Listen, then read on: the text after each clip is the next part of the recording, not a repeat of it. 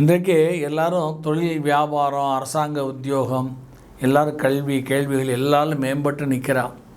அதே மாதிரி வியாபாரங்களெல்லாம் எல்லோரும் நிறைய சம்பாதிக்கிறா.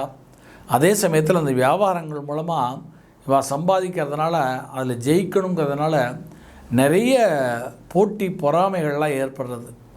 அப்போ பக்கத்து வீட்டு கடை, எதிர்த்து வீட்டு கடை, எதிர்கடை, இந்த மாதிரி பக்கத்து வீட்டுக்கார, எதிர் வீட்டுக்கார இவங்களுடைய அந்த கோபத்துக்கெல்லாம் அவள் ஆளாகிறான்.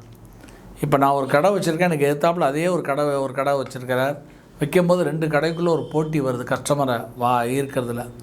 அப்போ என் கடைக்கு அதிகமான கூட்டம் வந்துருத்தோன்னா எதிர்த்த கடைக்கு கூட்டம் போகலைன்னா அப்போ அவனுக்கு அவன் மேலே நம்ம மேலே கோபம் வரும். அந்த ஆதங்கம், இதுக்கு சத்ருபாதைன்னு பேர். இதே மாதிரி நிறைய விஷயங்களில் சத்ருக்கள்.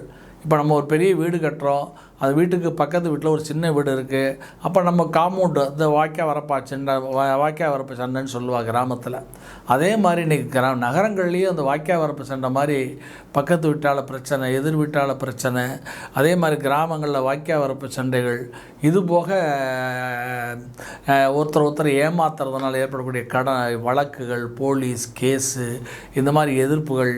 அதுபோக அகங்காரத்தினால் ஏற்படக்கூடிய ஒருத்தரை நம்ம உதாசீனமாக பேசுகிறதுனால ஏற்படக்கூடிய அந்த கோபங்கள், அதெல்லாம் ரிவெஞ்ச் எடுத்தவா நம்மளை தாக்கிறது. இந்த மாதிரி ஒரு சத்ரு உபாதைகள், இது எல்லாமே சத்ரு உபாதைகள். இதுபோக நம்மளுடைய மனம், நம்மளுடைய எண்ணங்கள், நம்மளுடைய செயல்கள், இதுவே நமக்கு சத்ருவாக மாறிடும். இந்த மாதிரி நிறைய சத்ருக்கள் இருக்காங்க.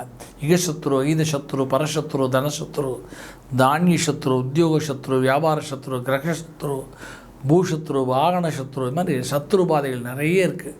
அதனால் அந்த பூமியினால், தனத்தினால், வியாபாரத்தினால், கிரகத்தினால் ஏற்படக்கூடிய அத்தனை விதமான சத்ரு உபாதைகள்லேருந்து விடுபடணும்னு சொன்னால் அடியன் அமாவாசை தோறும் நடத்தக்கூடிய, அதுவும் இந்த 7 அமாவாசை தொடர்ச்சியாக நடத்தக்கூடிய இந்த பிரத்யங்கரா பைரவர் மகா யாகத்தில் கலந்துட்டு அந்த பிரசாதங்களை கிடைக்கப்பட்டு அந்த பிரசாதங்களை இட்டுண்டு அந்த தீர்த்தங்களை புரோக்ஷனம் பண்ணி அந்த ரட்சிய பஷ்பத்தை இட்டுண்டாலே போகிறோம்.